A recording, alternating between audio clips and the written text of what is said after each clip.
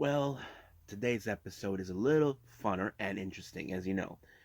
As you know, we entered the new year, but however, we still need to cover certain events between back in December all the way to now. So, what better way to do that by doing the double header of GCW with Till Infinity that happened on New Year's Eve, and then of course New Year's Day's show, 56 nights. And of course, we cannot forget AEW Rampage, where we have some amazing matches taking place. And don't forget Battle of the Belts, where we have the AEW World Tag Team titles on the line in a no holds barred match. We got the TBS Championship on the line and the AEW All Atlantic Championship. And capping up with that, we have, of course, NXT Level Up. So we're going to see who's going to be leveling up on this particular day. But also, we got some news updates to talk about what's been going on. As you know, you may have heard the news about what's been going on with Vince McMahon and WWE. We're going to be talking about that and also other things such as what matches are being uh, promoted or advertised and all that. The whole enchilada. So, let's get ready for another episode of the Deleted Wrestle Zone.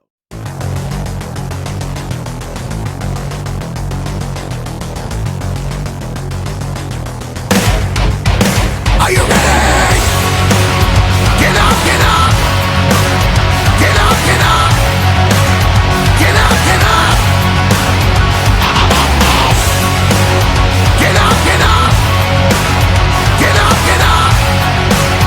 Get up, get up!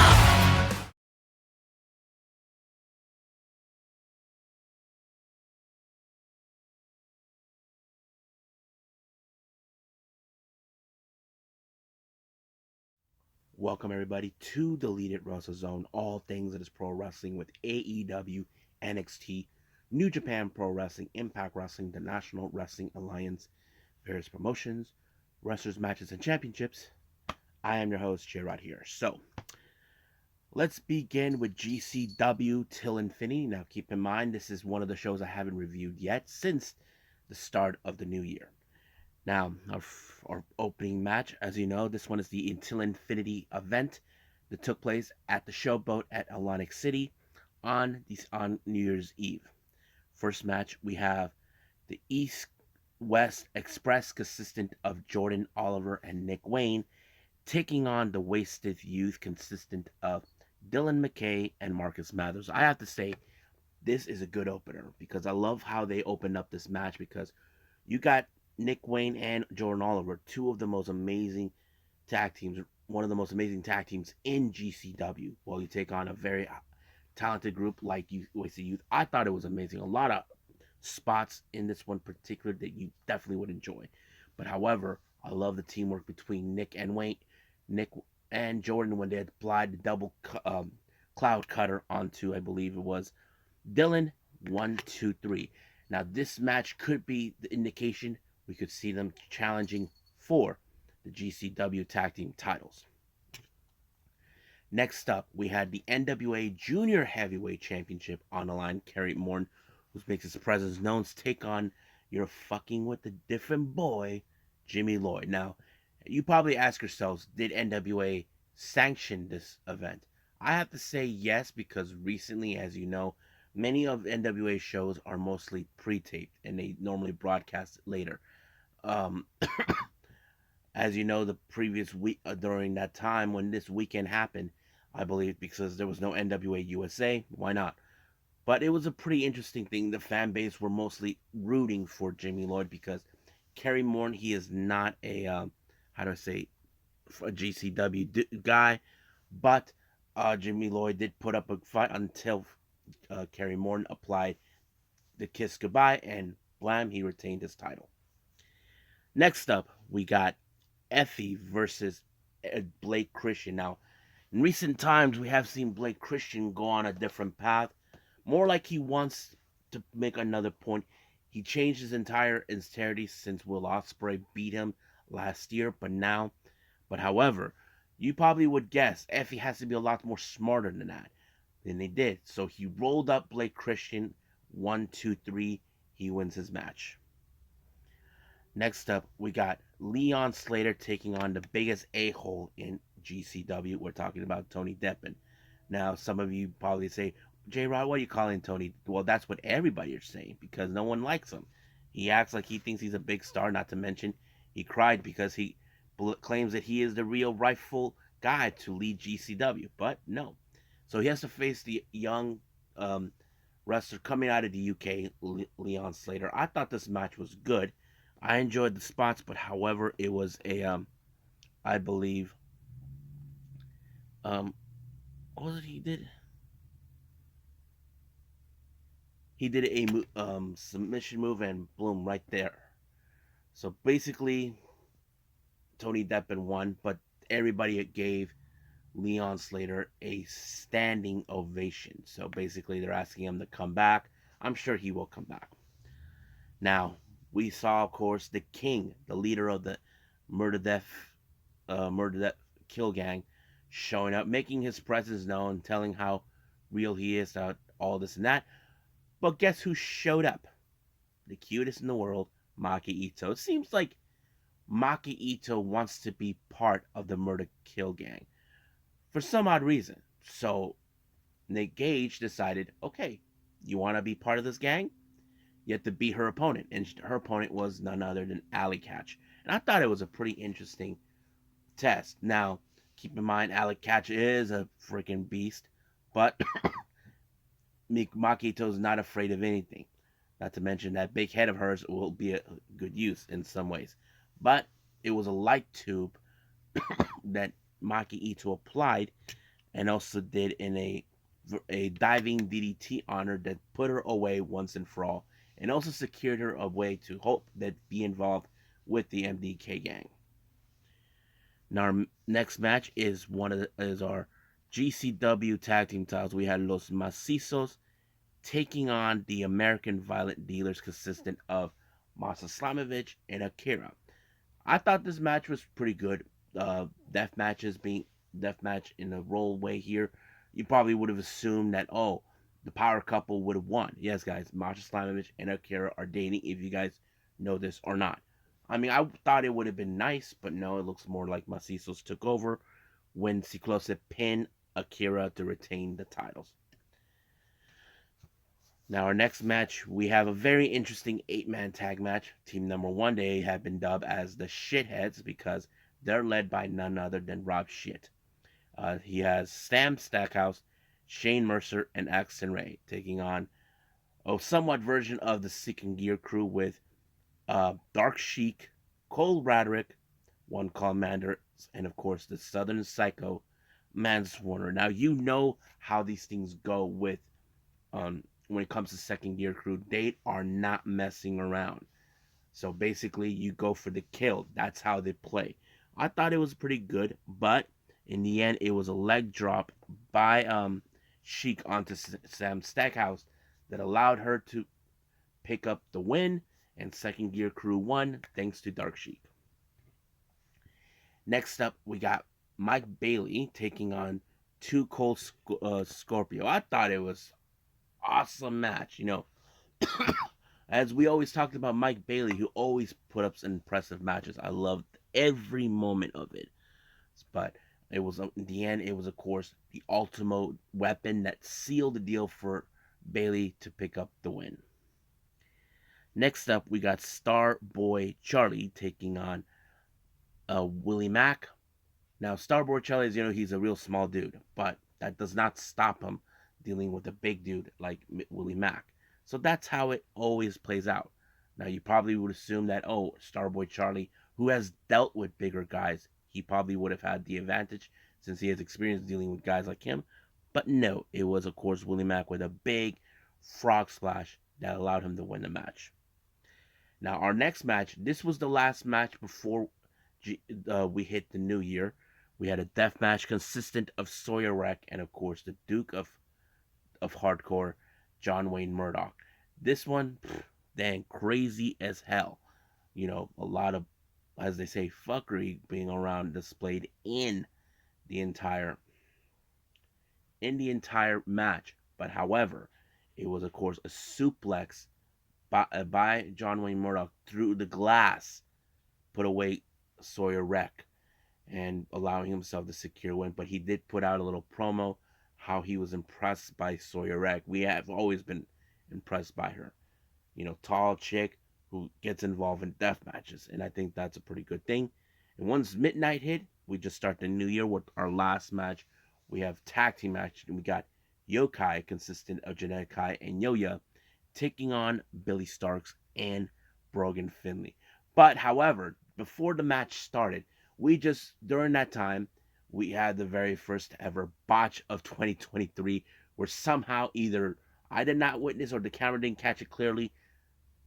Billy Starks slipped. I don't know. It felt like it slipped, but I thought it was really hilarious. So that was the first botch of 2023. But the match was pretty good. You can guess that. I love Yokai. They have an amazing chemistry together. But in the end, it was Janai Kai who picked up the win when she pinned Brogan Finley. So that's how it started the new year for them to pick up the win. And that ends right here with GCW Til Infinity. So let's move on with GCW 56 Nights.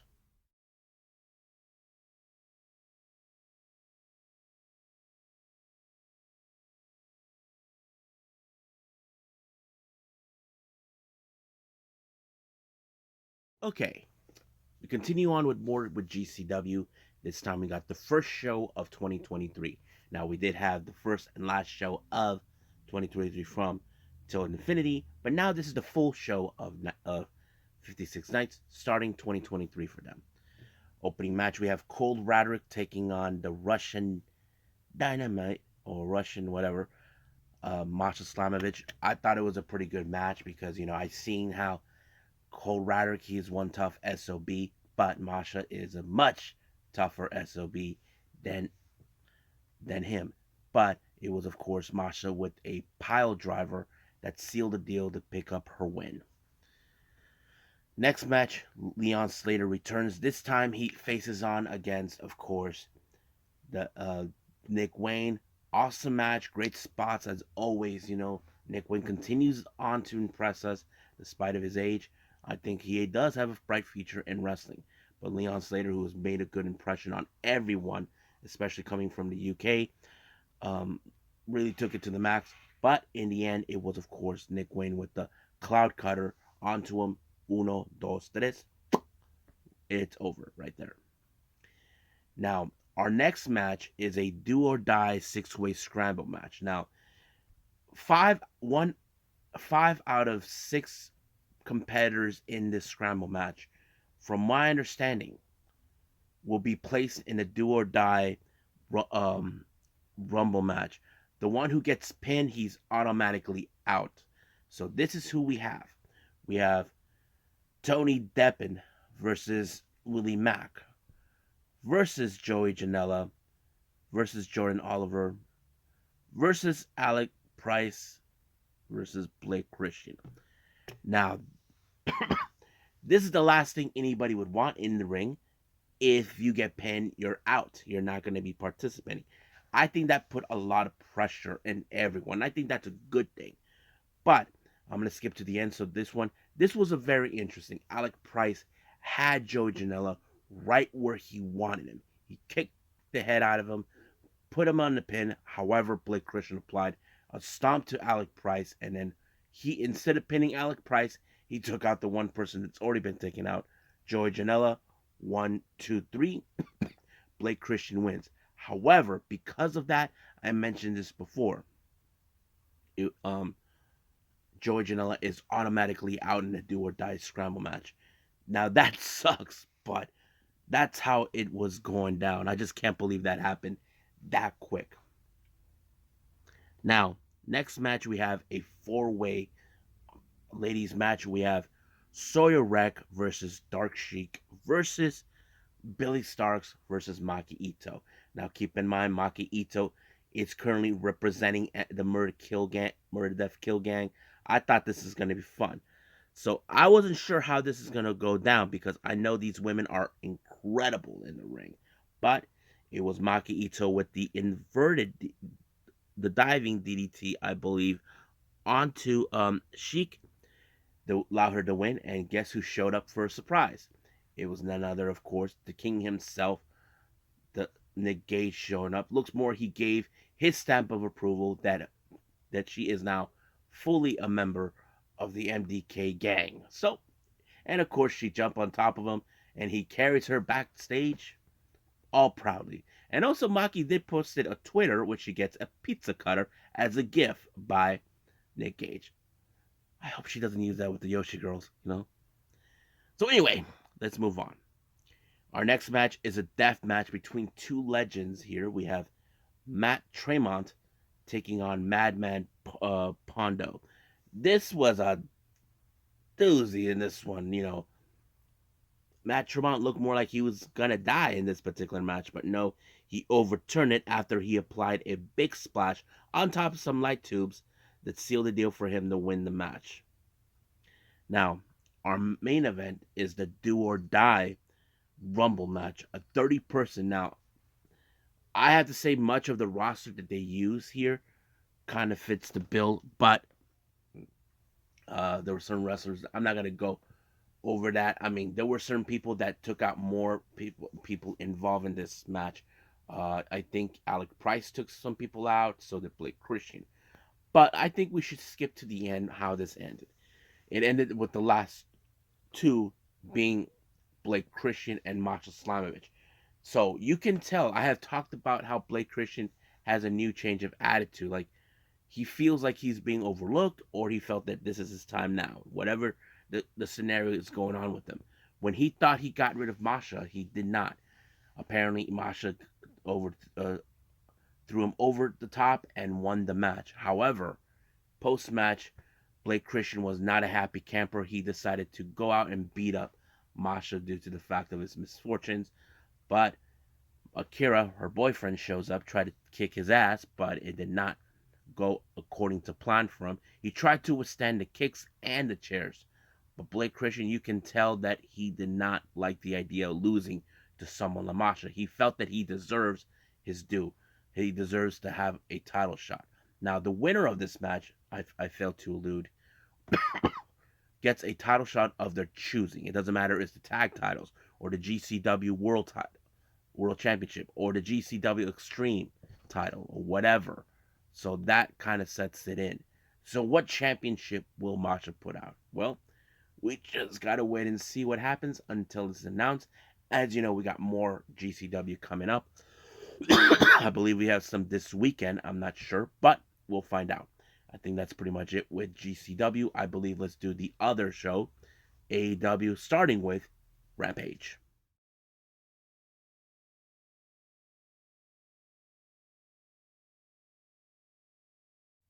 Okay, AEW Rampage. So, let's get started. Opened up with, of course, the Blackpool Combat Club members John Moxley and Bryan Danielson. They take on Top Flight. Now, as you know, the Blackpool Combat Club have been dealing with Top Flight for quite some time. I mean, if you guys remember, it was Top Flight that win the that Trios Casino Battle Royale for $300,000. But they get retribution last time, but this time they kick it up a notch when they deal with John Moxley and the American Dragon Bryan Danielson. Now, I have to say it was a very impressive match. Now, you got two different teams of different styles. You got Blackpool Combat Club. These guys love to fight. You got Top Flight with a lot of the high-flying agility and speed on their side. But will that be an effect? Well, it could be affected until sooner or later it was Bryan Danielson that took out Darius Martin with kicking his head in and then putting him in a crossface submission where he already passed out, giving the match to BCC. Now, we go backstage, we see Hangman Page with these papers. That could be his medical update. As you know, we could be seeing him in LA, but we'll see what happens because we know it's going to be one heck of a match. And he's not going to back down no matter what Moxley thinks or says to him. Our next match we have, of course, Britt Baker and Jamie Hayter. Basically, you can say this is a warm-up before their big match on for Wednesday in LA. They take on the Renegade Twins, Charlotte and Robin up. Now the X factor that the Renegade Twin has is they can get away, try to do the old switcheroo, almost similar to what we've seen with the Bella Twins in the early days. But, however, you cannot deny the strength and power of Jamie Hayter. But in the end, it was the combination between both Hayter and Britt Baker that allowed them to win. When Britt applied the stomp into, I think it was Charlotte. I'm not sure, but she did pick up the win. Now, we all know how the House of Black are. They're a little bit cryptic. They like to send messages. But certain things don't add up. They're saying that they're here to save Eddie Kingston? Saying that he's sick? I think fans are confused what they're talking about. We just got to find out when it happens when we see them. So I have to say it's like they're telling a story that I think we're like, okay, what in the world are you talking about? Well, we don't know. So we'll see what happens then. Now, our next match, we have Preston Vance, or as he likes to call himself, Perro Peligroso, taking on Sonico. This match ended real quickly until he applied the discus lariat and winning the match. However, in post-match, being despicable that he is, he ripped off Sonico's mask. As always, he believes that wearing a mask is helling the people back. Sooner or later, someone's going to put him in a mask. I kind of envision that someone's going to build an iron mask on him. So we'll see that.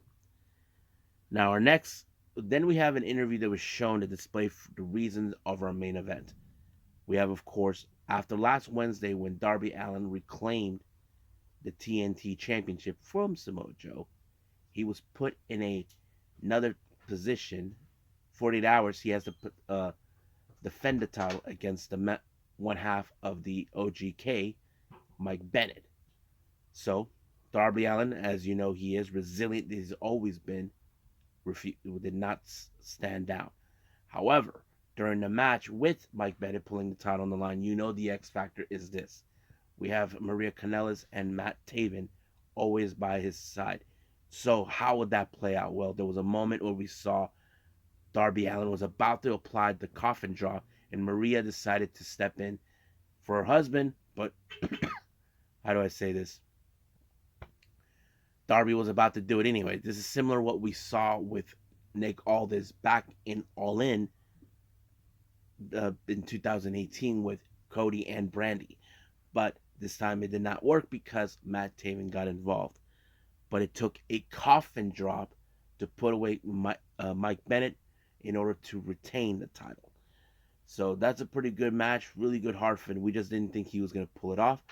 So we'll see what happens then. So let's move on to our next AEW show, Battle of the Belts.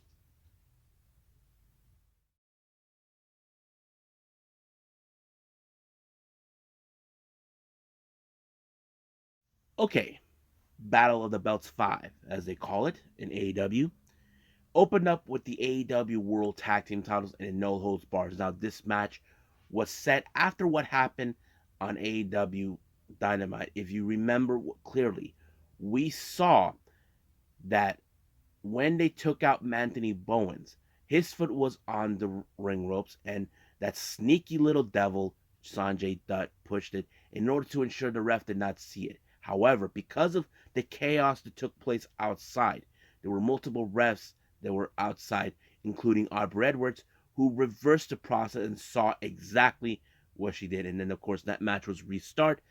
They thought that the match was almost been stolen once again by Lethal and Jarrett, but thank God to not letting that happen. They retained the titles. They believe they were called controversy. But this match was insane in every aspect. Now, you know for a fact that Jarrett and Lethal are trying to prove that they are a much better tag team than the Acclaim. But the one thing that we did not anticipate is how smart they were trying to capture these titles. When Jarrett was put in an ankle lock by Max Caster, apparently Jay Lethal would presume like he was going to save Jarrett. He decided to take out the ref, which was a smarter move to pull out. That caused a lot of the chaos to happen. And of course, I did like the moment in earlier of that match that I failed to allude. Caster was decided to punch Satnam Singh for no reason. I thought it was insane. I just laughed like, why not? But back into what happened. The second ref showed up thinking we had everything under control, but it did not. He did not make it in time. And then things got a little hairy again.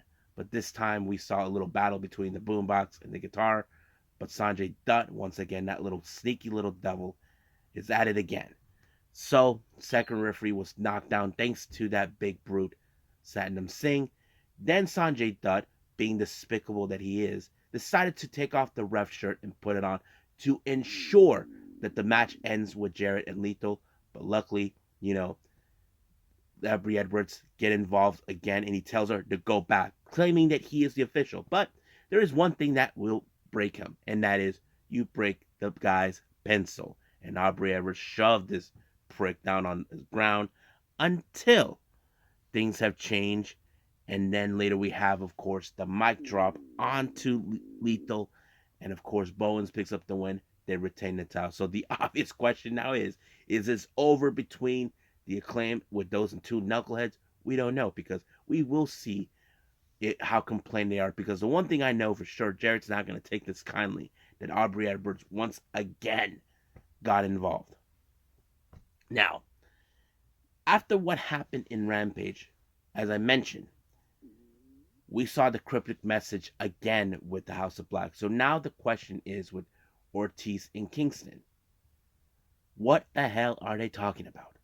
So now they're becoming suspicious of each other. So what is Ortiz and Kingston are going to do? So we will see what happens. So I think they're willing to prepare what comes next. Now our next match is the TBS Championship on the line. We have Sky Blue as the challenger taking on Jade Cargill. Now, much of the match was dominated by Jade Cargill, but instead, Sky Blue, who has improved over the recent months, has improved a lot. She could have won the match, but the one thing that was very interesting, before the start of the bell, we did not see Red Velvet in the corner of Jade Cargill. So what does that mean? We don't know. Things are not looking good for the baddies in some ways. But Red Velvet did show up. I don't know if she was trying to antagonize Jade Cargill or what. But this match could have ended horribly for Jade if her undefeated streak ended. So it seems like things would have gone in Jade's Sky Blue's favor until somehow Jade Cargill maneuvered it back into her finisher, Jaded, and I think she now is either 48 or 49-0. So the obvious thing is, what is Red Velvet now gonna do? What's her true intention? I know many people speculate, including Tony Schiavone, believes that maybe the reason she's acting up is that I don't think she agreed with the idea of Kara Hogan being dismissed from the baddies. So we'll see. Now, on Dynamite, we saw that Jungle Hook will be taking on the Firm with that big brute, Big Bill Morrissey and Lee Moriarty. Now, Hathaway, as you know, saying that he claims that both of them are going to be buried in LA. Well, we'll see what happens, because LA is the home of Jungle Boy. Now, our main event features the AEW All Atlantic Championship. As you know, Kip Sabian has been getting under the skin of Orange Cassidy of lately. As you know, Kip Sabian believes that he is a far more better, classier man to carry that title than him.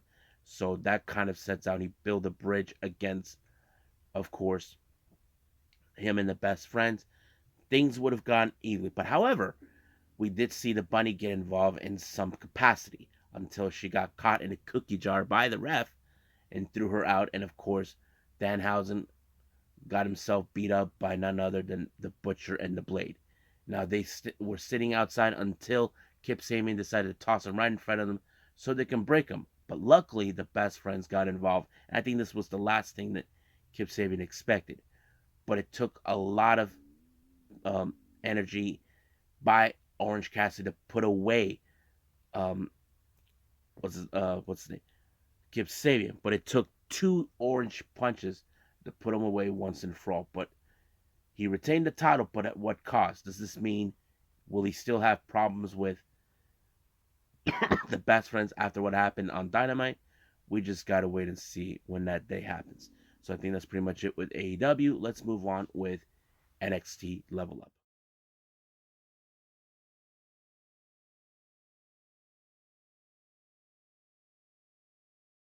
Okay, so who levels up on this episode of NXT Level Up? Let's find out. We have an opening tag match in the women's division. This was a very interesting one. Now, we have, of course, Elektra Lopez teaming up with Amara Miller. This is the first time. Amara Miller, who's been showing a little bit of the aggressive side, teams up with Elektra. According to Byron Baxton, he said that she was the one who requested it. So maybe she looks at Elektra Lopez as someone who can inspire her to bring out that aggressiveness. But their opponents is none other two athletic wrestlers, Soruka and Danny Palmer. As you know, last episode we did see those two face on each other, but it was of course Soruka who won that match. But this time they put their athletic ability into use against Elektra Lopez, but wasn't enough to win the match. No, it was of course Elektra Lopez with the electric shock onto Danny Palmer that allowed her and Amara Miller to pick up the win. Now we do get an interview before our next match. We have Tank Ledger, who is dealing with the guy who always impresses himself, and that is Xia Quinn. So the obvious question is, can he overcome a guy like him? He says that a tank doesn't maneuver; it just keep on going straight. So he gave like a very interesting analogy. But the obvious question is, can he pull through against a guy like Xia Quinn? Well, in the match, he pulled off everything that he could to put him away, tried to go through him, tried to put him down. It was no go. However, it did ended with Xia Quinn doing that forearm punch onto Tank Ledger to allow him to win. Now, our main event is, of course, tag team action. We got Malik Blade and Nofe Edris taking on Tavon Heights and Miles Bourne. I thought this match was pretty good because we have seen Blade and Inoue, very impressive team. We know they have the capability to win the tag team titles, but it's only a matter of time before they get back into the title hunt picture, which is something we know they can pull it off. But it took a good combination from them to put away Heights and Bourne to win the match. And I think that's pretty much it with NXT Level Up. I believe we're done with reviewing, so let's get started with some news updates.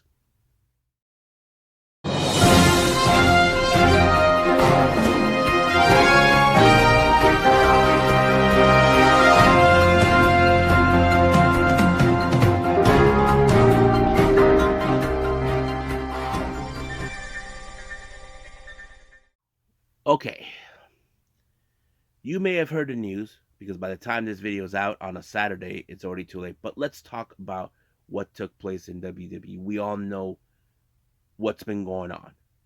Vince McMahon is back and he put himself as part of the board of directors. Now, many people are nervous about the idea of that.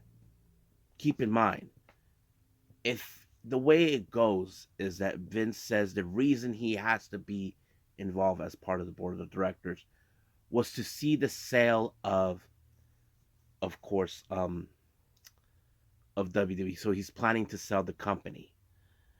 So that was the whole point. But however, prior before this whole thing was announced, two board members announced their resignation, and I think that is, of course, Ignis Lahoud and Matt G. Singh. Now, Matt C. Jing was the guy who led the investigation on the allegations against Vince and all this other stuff that was being audited. So he was one of the guys that announced his resignation.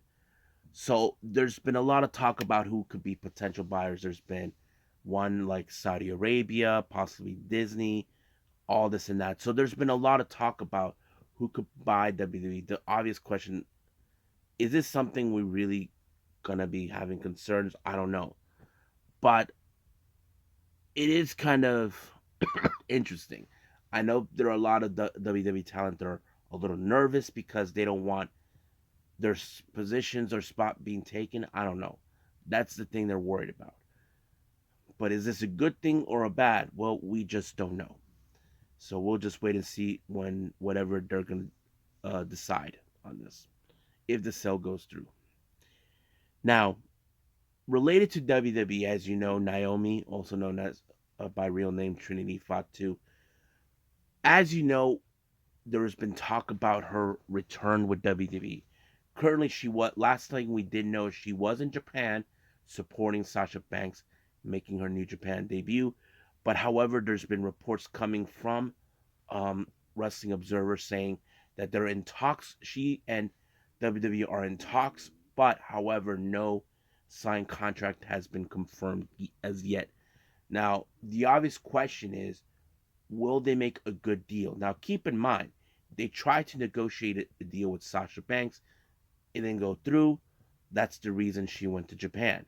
But I did mention from Dave Meltzer, he is saying that from what he's being told, WWE's on the impression that Sasha Banks is going to get this whole thing with New Japan out of her system and come back. That's a different story, but that's something we can say. We don't know if that's the case because we've seen wrestlers that they said the same thing. But Naomi, that's another situation too. The obvious question does remain: will the negotiations between her and W will go through? Will they come up with a good deal? That is still yet to be determined until we hear a doc saying that she signed a new deal and she signed a new contract with them. Now, for our upcoming match later on of this month on the 20th of January, for GCW, Talk to Me, it's announced that Blake Christian will be facing Andrew Everett. This is going to be one heck of a match. Prestige Wrestling announced for their upcoming event in March on the 26th. Jordan Oliver will make his debut. His opponent has yet to be announced, but we will stay on top of that. Deadlock Pro Wrestling for their upcoming live show taking place later on the 14th of January. They announced for their upcoming match. We have Kevin Koo versus Colby Corino. This is going to be one heck of a match. Now, if you guys ever follow the stories within House of Glory, they always show like these storylines. They announced that there was shown Master P, who is the owner. Yes, the same Master P who is the rapper, owns House of Glory. He had not made Jason Solomaster as the commissioner as House of Glory, but however, from what Master P wanted, he has to deal with a problem, and that problem is the piece of garbage, the rule of all evil, Charles Mason. So Solomaster actually said they need a bounty hunter. So we're gonna see if Brian Keith can take on the root of all evil himself. So we'll see what that day happens. Now, if you guys who live in the Daytona, Ohio area, if you guys may have heard, Sami Callihan decided to say that he set up some classes for the Power Driver Wrestling Academy that starts on the 24th of January. So this is only for those who are from in the Ohio area or live nearby Daytona. This is for you guys. So if you're interested in joining a wrestling school to be a wrestler, their classes starts on the 24th of January. Now, as you know, Dave Meltzer likes to rate the matches with the stars we have seen over time. So this time he did this with Wrestle Kingdom. So let's see exactly what each of the matches got. So let me pull it up right now for everybody. Here we go. Now for the for the New Japan Rambo that had 2 stars. Go figure. The Minoru Suzuki, Tiger Mask, and Togi Makabe versus Yuji Nagata and Sochi Kojima. That's a 2.25 stars. Kind of imagine that the IWGP Junior Heavyweight Tag Team Title match. That's a 3.3 stars.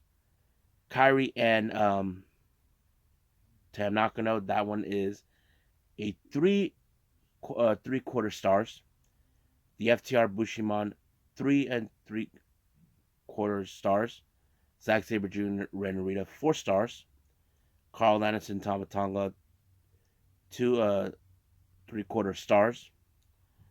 Naito, Lij versus Tanahashi, Muto, and Umino, 3 3/4 stars. The IWGP Junior Heavyweight Championship match, 4.5 stars. Kenny Omega and Will Ospreay, 6 1/4 star. And as for Okada versus White, 4.5 stars. So, do you guys agree with this? With that, you let me know. You commented on that. So I like to hear your comments if you guys think if he was right or he was wrong. You got your opinion, guys. Matters. Um, I have to say the matches were pretty great. Some of the last 2 matches were pretty great to watch. So we'll see what happens then. So I think that's pretty much it. So let's just call it a day. Well, I hope everybody enjoys this episode. Coming up, I don't know exactly what we're gonna do because this is the weekend. No Choco Pro. I did find out there is no new NWA USA.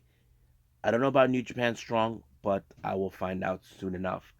So this is gonna be interesting. I probably will wing it because I'm still haven't seen certain events that haven't happened that are still left out from uh, December of 2022. I'll get to those right away and share it and review what I think of those matches. I do know we got some matches that started out for this year, like All Japan Pro Wrestling. So we'll see what happens. So I'm just going to wing it for everyone, see how this plays out. So I think that's pretty much it. So I will see you guys in the next DWZ time. Same DWZ channel. I must bid all of you adieu. So, goodbye. Mwah. And have a nice day.